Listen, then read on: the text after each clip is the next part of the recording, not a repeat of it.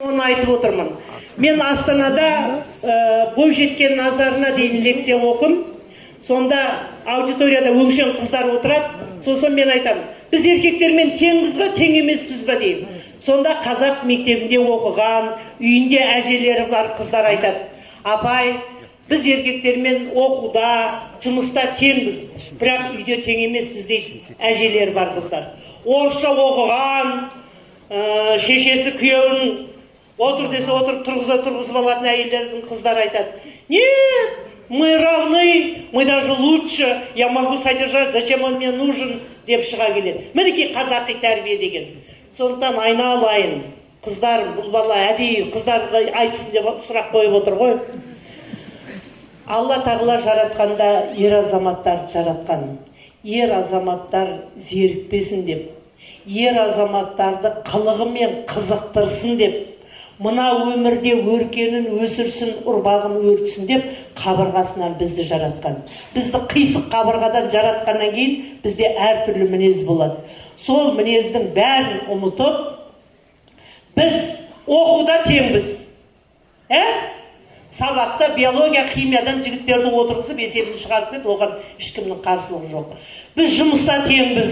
Кабинетте отырғанда анадан гөрі қаулын тез жат, келген адамның мәселесін шешіп таста, оқытқан балаң жат. Бұл жерде саған ешқандай шегі жоқ. Шекара табалдырықтан асқан тау жоқ деген қазақтың табалдырығының ішіне. Менің әжем ырыспала, анам кәден, қос енем маған осыны айтты. Енем айтқан жоқ, мен енеме келгенше оқымысты болып келдім. Әжем айтатын: біледі ғой, мен мектепте жақсы оқығаннан кейін, балам, сен ертең қызметкер болып күйеуіңнен артық қызмет істеуің мүмкін. Бірақ сен қызметіңде қызметкерсің, табалдырықта аттаған соң сен әйелсің дейді. Мінекей 45 жыл, 46 жылға кетіп жатыр. Жоғары төмен қызмет істедім ағаларыңнан.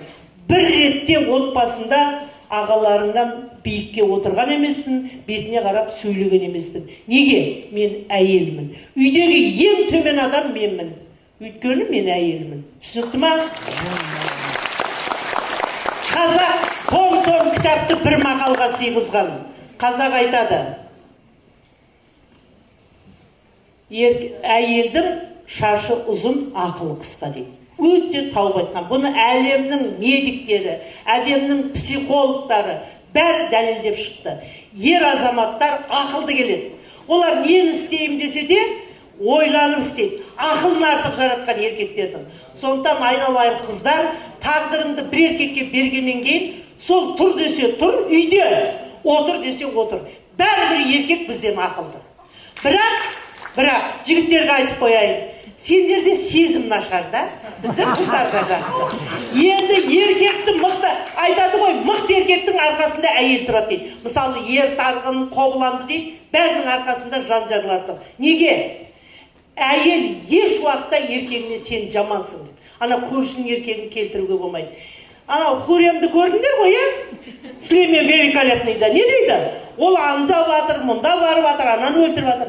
Мойлев дейді, еркектеріңе қыздар, менің арыстаным, менің жолбарысым, менің малтабарым, мен балаларым әкесі, сенен ақыл ешкім жоқ десең, мәз болады, ол да жолдамайды. Сондықтан еркек, барлық жерде еркек. Бар десе бар, тұр десе тұр. Шақырған жерге күйеуіңнен рұқсатсыз барма, күйеуің шақырма деген қонақты шақырма, араласпа деген подружкаңмен араласпа. Өткенде бір телекабарға барғанда бір жігіт әйелінен ажырасқан, мынадан көріп отыр бәлені. Азаннан кешке шейін күйеуге тимеген қыздармен сөйлеседі дейді. Мен күйеуім анда жібермей жатыр, мында жібермей жатыр, шашым боятпай жатыр десе, ой, зачем он тебе келді? Сонымен кете берсін, соған байға тиіп алсын деп отыр. Сондықтан айналайын қыздар, сендердің дос қыздарың күйеуге тимеген. Сен күйеуің жамандасаң, жүзі сенің ажырасқан жасаған кеңес бере бергіш болады да. Сондықтан сол жігіт айтады, күйеуге тиген қыздарға ұялы телефон ұстатпау керек дейді. Қалжың, бірақ айтарым қыздар, барған жеріңе тастай қатып қалу керек қой. Сендер артықсыңдар, бірақ еге болыңдар қатындарыңа, қыздарыңа.